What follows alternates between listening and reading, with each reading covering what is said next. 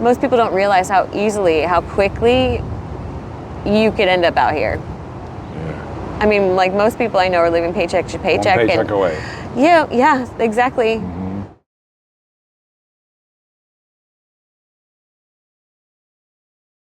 All right, welcome back, everybody. We're down in Southern California today with Kate. How you doing? I'm okay. All right, Kate. Do you give us permission to use this video on our YouTube channel? Yes. All right, Kate. Let's just start from the beginning. Where are you from? I was born in Chico. I mean, I'm from California. Yeah. I was born in Chico, and I lived in Santa Cruz for a long time, and now here I am in Riverside. All right, we're gonna get into that. What was Santa Cruz like growing up? I started high school there.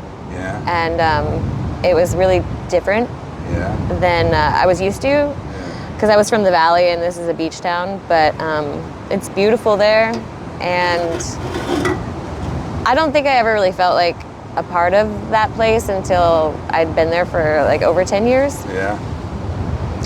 But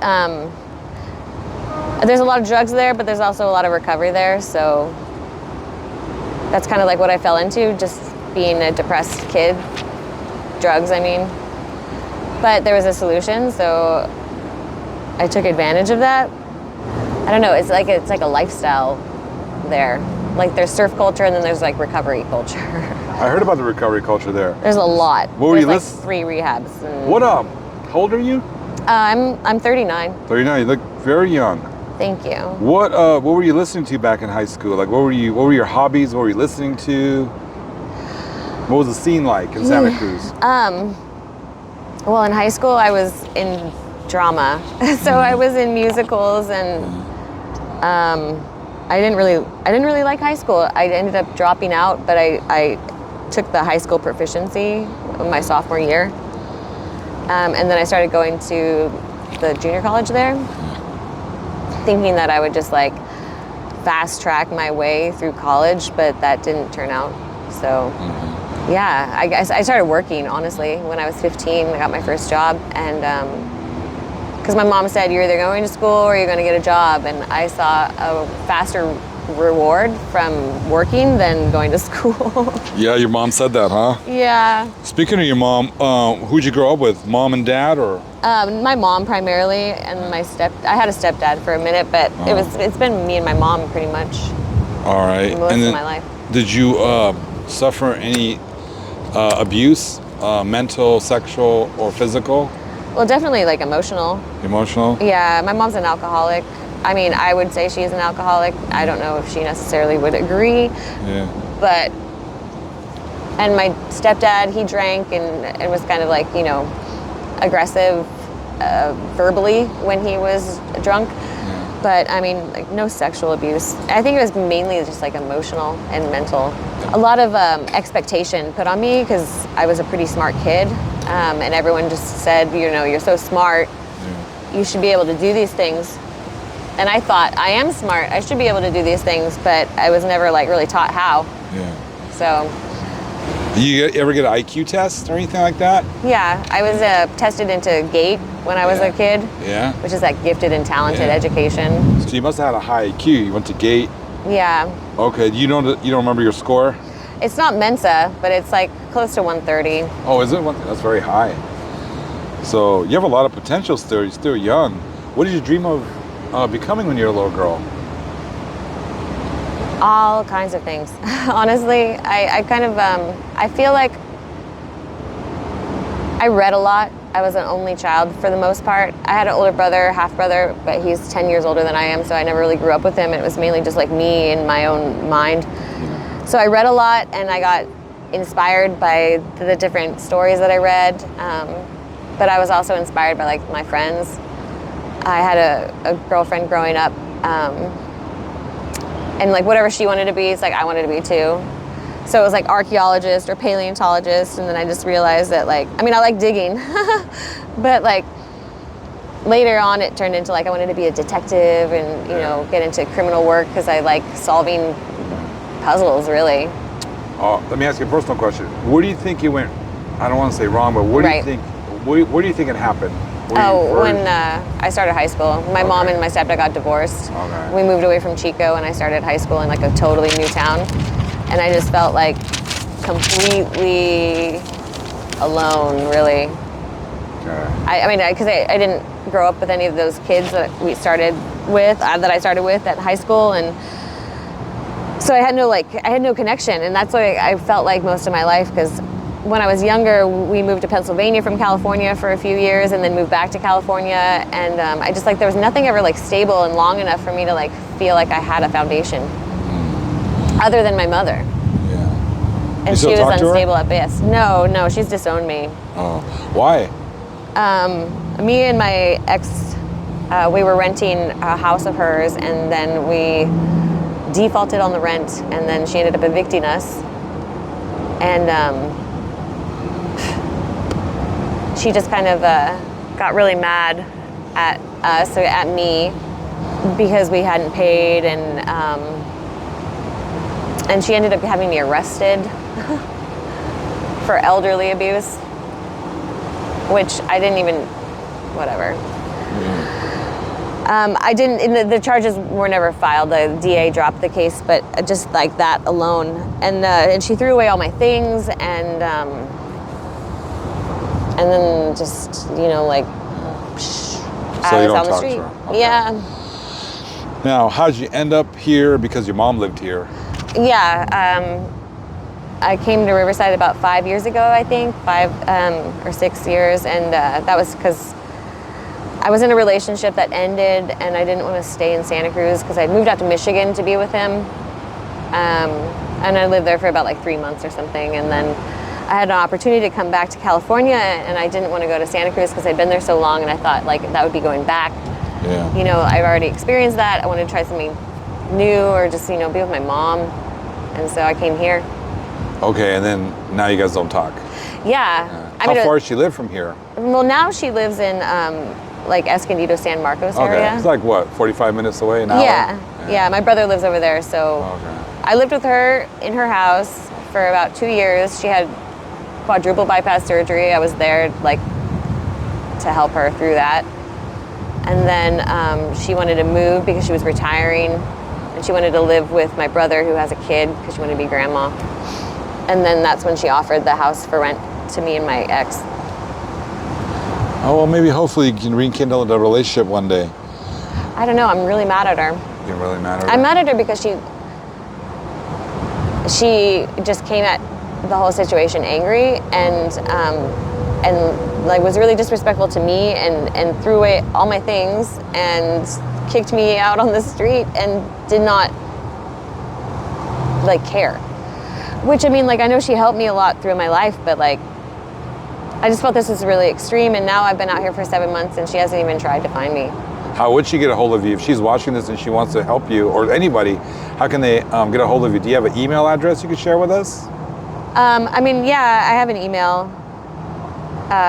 It's ksaintking@gmail.com if you wanted to get a hold of me. Can you spell that? Yeah, it's all lowercase, ksaintking @gmail. You're going to get a lot of emails. I think you're going to touch a lot of people. You're such a pleasant young lady. Thank you. Let me ask you this. Okay, so you've been here for a few years, and how do you survive out here on the streets? Oh God, honestly, I have no idea. I never imagined that I would ever be out here. I never thought in my life that I would have to face homelessness in the way that I have, but I honestly don't know how I've done it, but I've managed to normalize the situation, I think, and not rely on anybody to make everything all right, because because no one will. Being independent out here, I think, is really important, especially as a female. Not that you need to be, or you should be alone, because you shouldn't, but don't expect somebody to save a hoe. Really. Yeah. Because they're just going to use you. Speaking on that save a hoe subject. Yeah. No pun intended. Yeah. Have you ever worked the streets? No. Never. Okay. No. What kept you away from that, even though it could be a very lucrative way to make money? I'm not interested in knowing men, especially certain men, that necessarily like one. I mean, I guess it's not that I haven't considered it, and it's not that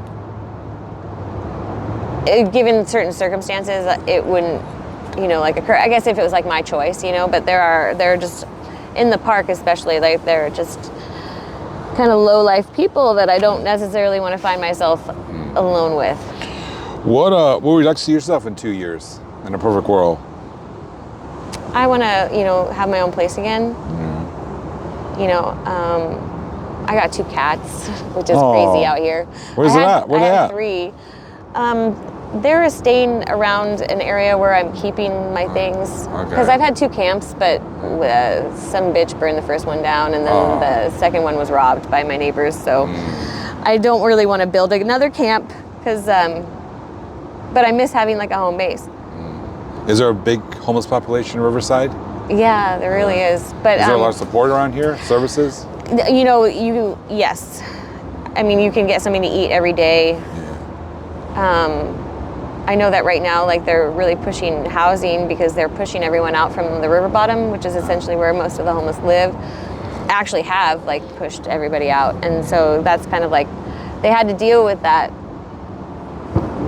movement of people some way. And I know that the government, like for the United States, has issued a really big funding for homeless people. Like I was like $300 million or something, and they like allotted based on like per capita. Yeah. So there's a lot of money. I've tried to get housing. It's hasn't been as easy as other people have seemed to make it, but there definitely is, like I said, lots of people that come and feed us, or or give clothes or whatever. I'd say the hardest thing is like running water. Running water? Yeah, like taking a shower. I'm sorry, but what are you struggling with? What drugs are you using? I use methamphetamine. No heroin or fentanyl? No. What kept you away from that?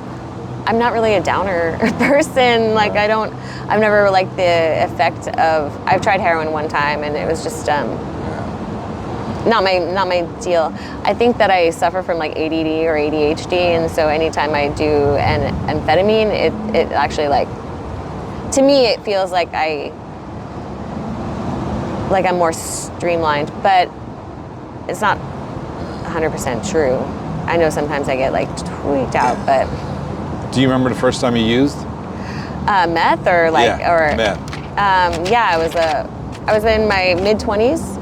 And it was like right around St. Patrick's Day, and I met this guy and he was cute, and turns out he did meth, and so I started doing it with him, and it lasted like a good like hard month, and then I got arrested with 2 felonies, and that's when I kind of like really took I guess being sober more serious. But and I didn't touch it again like for 10 years until like 3 years ago. What has addiction taken from you? I mean, I think it's not so much that like addiction has taken something from me, but it like made me, or like gave me outlets that weren't necessarily friendly, and then that in turn like took away everything. What would you say to a young person wanting to dabble into hardcore drugs? Oh, I mean, okay, don't. I mean, really, there are young people out here right now that are really hard into drugs, and like their lives are, I mean, like, I'm older. I feel like I have my head on my shoulders like a little bit more than, I did when I was in my early 20s. And I just see some of these, especially the girls, you will get like chewed up and spit the out by people, and I see it, and it's like, I mean that could have been me, and it wasn't for whatever reason, but god damn, I would say just don't even fucking try, no matter how much you love the guy even, like, because I know that that's a huge thing, and like, you know, you get an older boyfriend and he's trying to just basically turn you out and you don't know it. But you're not strong enough yet. You're not strong enough yet to deal with what the reality is of using hard drugs and being out here, because you will end up out here is like, and When you say you're not strong enough yet, can you expand on that? I mean, like, you know, young girls. Just because I remember how I was when I was a teenager and like in my early 20s, and you know, like I thought I knew everything, but you know, I didn't know. And like, you know, being a female in this world is not as easy as, you know, I mean, there are perks, but you have to like kind of like accept a lot of things, and also accept sexuality and like what men want, and how men will use you a lot. I mean, not all of them. Some of them want to love you truly, but when you get into the dope game, it's not about love. Thank you for sharing that. So you've had periods of sobriety? Yeah. What's the longest? Almost 4 years. Okay, congratulations on that. You could do it again. What? I see it in you. I think you can do it again. What do you need to do to get sober? Or what would you need from somebody how can someone help you to get sober? What's crazy, like, I don't know if I want to get sober, because I don't know if like that's the problem, but I mean, how can I be so in denial about that? I mean, I think the thing is that you kind of like, when you're homeless, when you're out here, like you have to do drugs in order to like tolerate or like handle or like I said like before, normalize your life, because this is not normal and it's really hard and not everyone can do it. What would your mom have to do to gain your confidence in her again, or gain the trust in her again, if she's watching this? I would say just like admit that she came at the whole situation with the eviction like sideways. I mean, so much of it was like sporadic, and also there was a lot of like real disrespect, and like it's like she doesn't like me. Like the way that she treated the situation, the way that she treated my things, the way that she interfered with my relationship. And I mean, to what end? I mean, if she just wanted her house back, I was working with her, and she acted as though I was just the biggest piece of shit who destroyed her life. And I just don't think that that was true. Hopefully you guys can mend things one day. Kate, what's some of your best traits? Personally? Yeah. I'm a pretty kind person. I mean, like I don't think I'm better than anybody. And so I show respect to everybody that I meet. I think that's like the hardest thing about being homeless, is that like the moment it happens, it seems like the normal world lessens you to them. Like they see you as like almost like a nobody. And I just think that like most people don't realize how easily, how quickly you could end up out here. Yeah. I mean, like most people I know are living paycheck to paycheck. One paycheck away. Yeah, exactly. Mm-hmm. That moment, like you lose that one. I mean, even in 2020, when everyone was granted, like, you know, that rent forgiveness, or, you know, like, you know, the eviction, like, stay, there's no guarantee. Yeah. Unless you have, like, a great savings account, which I know I did not. Yeah. So, Kate, what's your best childhood memory? When I was living in Pennsylvania, and it was snowing. We had driven up to upstate New York, and we're staying with family friends, and there was a huge blizzard, probably like the biggest blizzard that had occurred in like a decade or something like that. And I was from California. It was my first winter there, and I just remember being so amazed at like nature and weather and then snow, and then all I got to do was play in it. I mean, there's nothing better than a snow day. Yeah. When you're a kid. I think I have to, like, you know. It is fun, huh? Maybe not so much as an adult when you have to shovel the driveway. Yeah. So what's your favorite animal? I know you got 2 cats. What's your favorite animal? I'd have to say cats now. Cats. I was really into dogs for a long time, and I had dogs, and it wasn't until a couple years ago that I found my first cat. Well, I mean, I'd had cats before, but reintroducing cats back into my life, and feline energy is like just, it was really needed for me at that time, I guess. I like that feline energy. What animal are you, Kate? What, I think I'm a cat. I mean, okay, maybe like a Australian Shepherd that has not been trained / cat. Australian Shepherds are real smart. They are, but like when they're IQ. not trained, they're just all over the place, not exercised. What music do you like? I like EDM a lot, and you know, hip hop. Yeah? What's the best rave you've been to? The best rave? Oh, okay, first of all, it's been a really long time since I've been to a rave. But I used to follow Paul Oakenfold around. I know that. With, old school. Yeah, with a friend of mine that I knew back in the day. Yeah. And then, like, we went to Vegas, Bakersfield, San Jose. Yeah. I don't even. You ever meet him? No. Any celebrity encounters? Yeah, actually, a few. Michael Moore, Paul Newman, Talib Kweli. Oh, cool. I'm trying to think. Oh, I mean, just a few different people. Yeah, Jane's Addiction. Okay. Dated any celebrities? No, nothing like that. Okay. I was definitely like a groupie, though. Were you? For like bands, really. Yeah, that's cool. Yeah. All right, Katie. I really enjoyed this interview. Thank you so much. Yeah, thank you. Do you believe in God? I do. You tried NA or AA? Yeah, both. Okay. I prefer AA, but I mean, like, you know, NA is all right. All right, let me know if you need any help with that. I can guide you. Okay. All right, thank you so much.